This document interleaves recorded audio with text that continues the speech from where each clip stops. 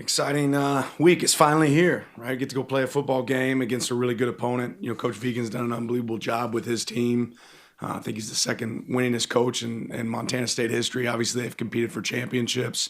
And when you watch their team play, you see why they've been so successful, right? Do a really good job disguising coverages on defense, playing with relentless effort. They have some guys that have had a lot of success, a little bit of continuity there. Good rushers, but some guys that can play football on that side of the ball on offense. Also have a lot of talent. Taco Dollar is a really talented wide receiver. It's been really good in the return game for him as well. Quarterback that we've actually seen before, Justin. It's a guy that we played against when he was at Stanford, and it sounds like he has good control of the offense. So there's going to be some new pieces, some changes. Obviously, new coordinators on both sides of the ball for them. One that's been there on defense, and then one that's a change there offensively. So have to prepare for a lot of different things, but excited for this opponent. Back right, Aaron. Going back to the offense, number one rushing offense last year in college football. Just what makes their rushing offense so productive? Yeah, I think they present a lot of different pictures that are tough. Their guys play with some physicality. I mean, they have some guys returning up front that have been good players for them on the offensive line, but they're really good at creating hats in the run game. They've always been dangerous when it comes to quarterback run as well, right? And that's something that, that Justin's shown in his past, his ability to run, so it's something we certainly have to prepare for. Left middle, Matt. And there's new coordinators, new faces for them across positions. How do you kind of prepare? What's the process for that when there's so much newness? You prepare for a lot, and ultimately you try to say, okay, our rules have to play out, right? You could get a lot of different things, and you have to say, okay, are our rules sound? And if you have sound rules, the rest kind of takes care of itself. Right here, front left, James. Following with that, Dan, from a practical standpoint, just how much film is there from Colorado School of Mines and Exos for you guys to mine through? Yeah, we've been able to get some. You have to work connections a little bit different when it comes from huddle and trying to find different ways to find that, but we've been able to find a lot of film. Back to Aaron in the back right. Kind of building off of that, just how much film are you able to watch of Justin from that 2023 game against Stanford, and how much do you have to kind of go off of that, but also look at some of the more recent film and how he has grown since then? Yeah, you look at that for an evaluation as a player, but you spend a lot more time watching scheme from coordinator's perspective and what Montana State did last year on offense perspective as that falls in. Stand in the back with Jack. Back on Media Day, you said to play winning football, we need to learn to stop the run at a more consistent rate. With the running attack that Montana State brings, what have you been preaching to the defense, and what do you hope to see coming this Saturday? Well, just that. I mean, they've had a lot of success. They've outrushed their opponent, and several of their wins. Like that's a common denominator for them. When they outrush their opponent, they win the game, right? So we have to do a great job of rushing more than they're able to rush and stopping the run when we get those opportunities. Back to James.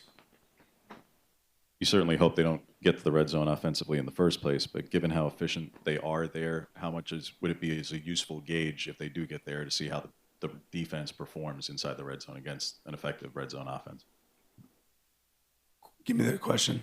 You hope they don't get there in the first place, but when you're trying to gauge how effective your red zone defense is, how useful a gauge would it be when they're very good at it offensively?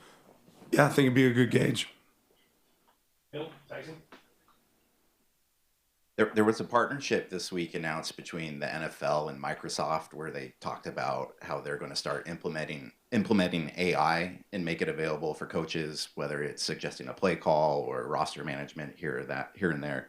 I'm wondering what your opinion was when that news came out. And I didn't know that happened. Yeah. Like Sean. I'm not using ChatGPT on my sideline to decide what we're going to run. But I'd be interested in what kind of information that provides. But I don't know if that's made it to us. I think AI is something that's going to continue to grow. It'll continue to be a part of the game, probably as much as anything from a scouting standpoint. But it's still the early days probably for us at our level there. Back with Aaron. I think since you got here, I think one of the biggest themes that you've talked about is it's Oregon versus Oregon. It's us versus us. Just how has the team on both sides of the ball kind of made each other better throughout fall camp in preparation all for this game one? Yeah, I said it the other day. I think we're ready to hit another team, right? We're ready to hit somebody else other than ourselves. That being said, I think there's a lot of respect for this team that we're about to play, and I think it's a great, first team to have that opportunity for us. So we will take all the days of prep that we can get. But it's about us playing to our standard. There's some unknowns about the opponent because it is game one, and they've had some changes just like we have. Right, so can you make sure that you have sound rules again for your players and let them go execute at a really high level? And the thing that I'm probably most proud of in fall camp is there's not a day where I was like, okay, we didn't get work accomplished today. We got better every day with this team, and they had a level of maturity to go do that. Front left, James. In bringing Barone onto the support staff and recruiting staff, just what do you hope he, as a former All-American here, what do you hope he brings to the staff, and why was this the right time for that to happen? Yeah, we really care about the guys that have given so much to this program. And Verone's a great example, was a great player here, went on to have an opportunity in the National Football League and a chance to keep playing. And I think he realized, hey, I want to still be around football. And when you can have guys that had great experiences at Oregon, that love this place like we love it, that want to be back here, I'm excited to see what he's going to be able to do for us. And I know that all that will come with hard work and just finding a way to make our team better. On the left, Matt. I love a lot of guys on Saturday playing their first career start at Oregon or their first start ever at a college level. Do you embrace that anxiety or excitement towards it, or do you kind of downplay it and don't talk about it with so many guys on your roster? I haven't really talked about it yet because the truth is there's going to be a lot of guys out there playing for us that haven't played a lot. But what gives you confidence in those moments is that they've had a lot of experience in practice, right? And that experience, if we've done a good job of making it feel like a game, it's going to carry over. James. Offensive guard is a position that's just really hard to project at the next level and whatnot. What makes E-Man as good as he is at that job? Yeah, it starts with the ability to move bodies. You have to have great size. He's has that. He has great strength. I think the intelligence required for offensive line. People don't realize the amount of calls that get made on the offensive line and change when the picture changes. He's handled that really well, and but ultimately, he's a fun player to be around. His teammates enjoy him. They play harder for him, but he's athletic and he's got great size. Over here on the right. I know you're probably a veteran at this point, but what's it been like for you personally these past couple of days, knowing that the season is right there, right on the cusp? Excitement. Yeah, I mean, I have a lot of excitement. So your favorite part of the year is getting to coach football, right? And I enjoy practice just as much as the games at times, just because you get to see the growth and the opportunity to improve. But, yeah, I'm really excited to get out there. James. Does Kingston offer you guys just a little bit more by way of versatility, Dan, compared to there's not a lot of 6'5" DBs who might be able to play both inside and outside. Does he offer just a little bit more than most of the guys his size? Yeah. I mean, Kingston was a guy who was a great wideout coming out of high school. Is obviously also a really talented DB, but he has some athletic traits that aren't common at his position and certainly help us out. Back, Jack.